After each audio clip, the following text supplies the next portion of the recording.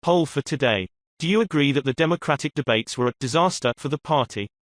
Dem debates conveniently ignore Puerto Rico as FBI corruption investigation news breaks. On the Democratic side, the sudden silence is deafening. After Hurricane Maria roared through Puerto Rico in September of 2017, denuding landscape, destroying infrastructure and leaving the island literally powerless for months, Democrat denunciations of President Donald Trump weren't hard to find. But during the Democratic debates this week in Florida, home to more than 1 million Puerto Ricans, the island barely merited a mention. With the most recent news out of the American territory, they might have good reasons to be quiet. The FBI is investigating government officials on the island, probing how public contracts are awarded, according to Bloomberg News. Douglas Leff, the special agent in charge of the FBI's Puerto Rico office, told San Juan's Radio Isla on Tuesday that arrests might be coming soon from the widespread probe, Bloomberg reported. "It's fair to say that this is going to be a very busy summer for us," he said. On Monday, Raul Maldonado, the island's Treasury Secretary, was asked to resign by Puerto Rico's Democratic Governor Ricardo Rossello after Maldonado told a radio interviewer there was an institutional mafia at work in his department and that he himself had been offered bribes several times, according to the Associated Press.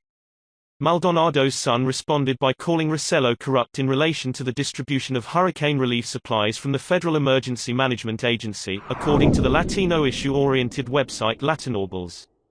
On Tuesday, the head of the island's insurance administration, Ancala Orvilla, resigned only hours after Rossello's chief of staff, Ricardo Lorandi, testified before a federal grand jury investigating a company that had done consulting work for the insurance administration. In other words, it's a snake pit of public corruption allegedly, of course. And this isn't the first major government corruption news to come out of the island since Maria swept through. In October, FBI agents descended on government offices in raids connected to municipal contracts unrelated to storm repair work. Trump accused the island's government of mismanaging the relief money it received from the federal government in a tweet that same month. Donald J. Trump twittered, "The people of Puerto Rico are wonderful, but the inept politicians are trying to use the massive and ridiculously high amounts of hurricane disaster funding to pay off other obligations. The U.S. will not bail out long outstanding unpaid obligations with hurricane relief money." However, it is the first wave of corruption investigations in Puerto Rico to be hitting the news after the Democratic primary contest for 2020 started. And even though the Democratic debates this week that officially kicked off the primary took place in the coveted swing state of Florida, the topic of the island was essentially ignored.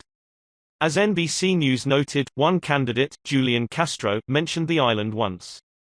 Is it possible the Democrats didn't want to make an argument about bias against Puerto Rico in front of an audience that knew the situation on the island all too well? When pretending to stand up for Puerto Rico against alleged racism was a cheap, easy way to bash the Trump White House, Democrats were all in.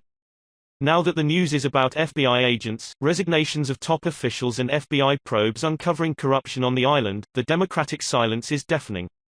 Completely understandable from the standpoint of cynical, shallow politicians, but deafening and telling all the same.